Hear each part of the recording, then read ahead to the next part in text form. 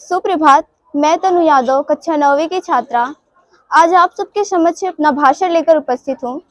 मेरे भाषण का विषय है युवा और उनका योगदान। इतिहास गवाह है कि जब जब दुनिया में जितने भी क्रांतिकारी परिवर्तन हुए हैं, उसके मुख्य आधार युवा ही रहे हैं, चाहे वो सांस्कृतिक, आर्थिक, राजनीतिक और वैज्ञानिक ही क्यों ना रहे हों।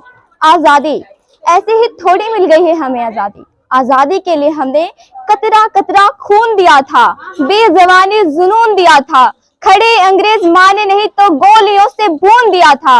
अरे गोरियों के गाल नहीं थे ना आवाज मदीरों की, खनखनाहट गूंजती थी सेल्यूलर में जंजीरों की, और राजनीति से मिली नहीं है, नहीं खरीदी पैसों से, सादा लहू के मोल हुआ था भगत सिंह जैसों से, और मां ने गोली खाई थी बेटे लटके फंदों पर।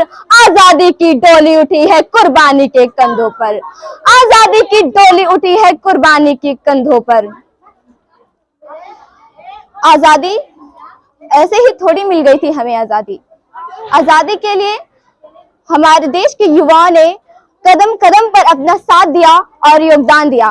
तब मैं युवाओं के लिए कुछ कहना चाहती हूँ कि भगत सिंह, सुखदेव, राजगुरु की कहानी याद आती है।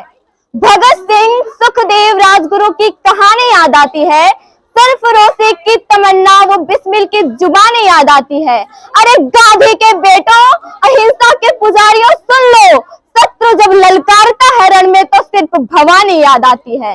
लाख लगा लो आरोप हम पर पथभ्रष्ट होने का। लोग कहते हैं ना कि आजकल के युवा तो पथभ्रष्ट हो गए हैं, तो मैं युवाओं के सम्मान में कुछ पढ़ना चाहती हूँ कि लाख लगा लो आरोप हम पर तुम पथभ्रष्ट होने का, पर सरहदें मांगती हैं लहू तो सिर्फ जवानी याद आती है।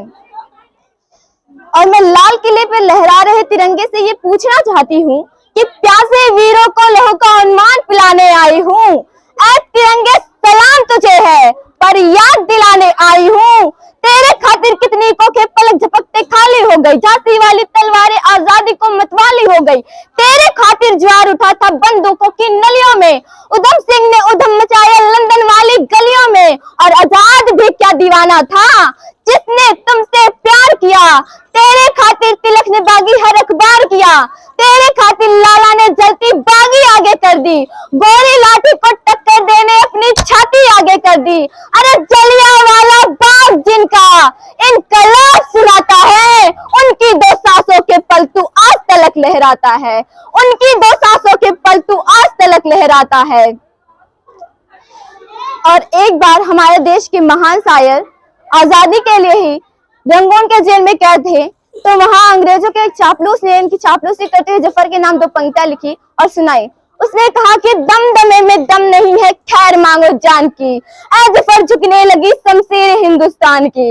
उतने में उस 88 साल के बूढ़े शायर ने जो जवाब दिया वो शायद ही आप में से किसी ने सुना होगा। उन्होंने कहा कि आप कहते हैं कि दम दमे में दम नहीं है, खैर मांगो जान की, ऐ जफर झुकने लगी शमशीर हिंदुस्तान की। तो जवाब भी सुन लीजिए, अरे गाजियों में भूख रहेगी जब तक ईमान की, तब तो लंदन तक चलेगी देख हिंदुस्तान की।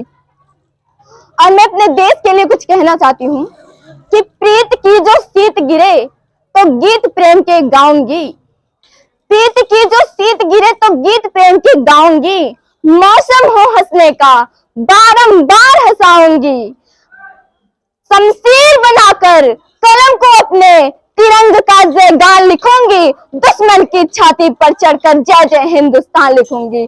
जय हिंद, जय भगत सिंह।